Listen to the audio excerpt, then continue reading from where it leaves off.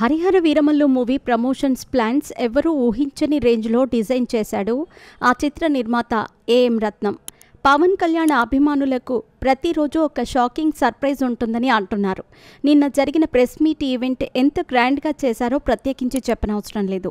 ఇంకా అలాంటివి 2 grand events చేయబోతున్నామని నిర్మాత ఏఎం రత్నం ఆ ప్రెస్ మీట్లో తెలిపాడు. అందులో ఒకటి మెయిన్గా చేసే ప్రీ రిలీజ్ ఈవెంట్ కాగా, మరొకటి ఉత్తరప్రదేశ్లోని వారణాసిలో వేలాది మంది అభిమానుల సమక్షంలో ఏర్పాటు చేసిన pre release event. Pushpa 2 pre release event బీహార్లో ఏ రేంజ్లో జరిపించారో గుర్తుంది కదా. అంతకు 2 ఎక్కువ ఉండేలా ఈ ఈవెంట్ని ప్లాన్ చేస్తున్నారట. అంతేకాదు, ఈ ఈవెంట్కి ముఖ్య అతిథిగా రాబోతున్నది మరెవరో కాదు, ఉత్తరప్రదేశ్ రాష్ట్ర ముఖ్యమంత్రి యోగి ఆదిత్యనాథ్. పవన్ కళ్యాణ్కి రాజకీయ నాయకుడిగా సౌత్లో ఎలాంటి క్రేజ్ ఉందో, నార్త్ ఇండియాలో మొత్తం మీద యోగికి అలాంటి క్రేజ్ ఉంది. నార్త్ ఇండియాలో కూడా పవన్ కళ్యాణ్ని అందరూ యోగి ఆదిత్యనాథ్తో పోల్చి చూస్తారు.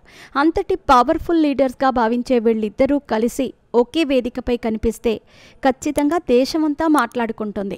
నార్త్ ఇండియాలో సినిమాకు బోలెడంత పబ్లిసిటీ దొరుకుతుంది.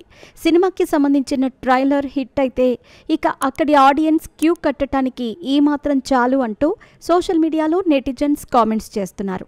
ఇక Telugu version pre release event వచ్చే నెల మొదటి వారం తిరుపతిలో అంగరంగ వైభవంగా జరిపించే ఆలోచనలో ఉన్నారట మేకర్స్.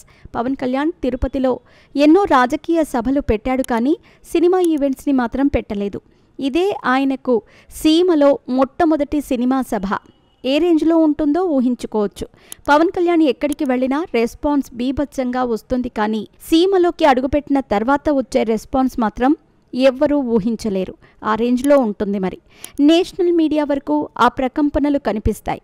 ఈసారి జరగబోయే తిరుపతి సభ పవన్ అభిమానులు దశాబ్ద కాలం గుర్తు పెట్టుకునేలా ఉంటుందని అంటున్నారు మేకర్స్. చూడాలి మరి ఆ రేంజ్లో నిజంగా ఉంటుందా లేదా అనేది. ఇకపోతే ఈ సినిమా ట్రైలర్ని ఈ నెల 27న విడుదల చేయబోతున్నారు మేకర్స్.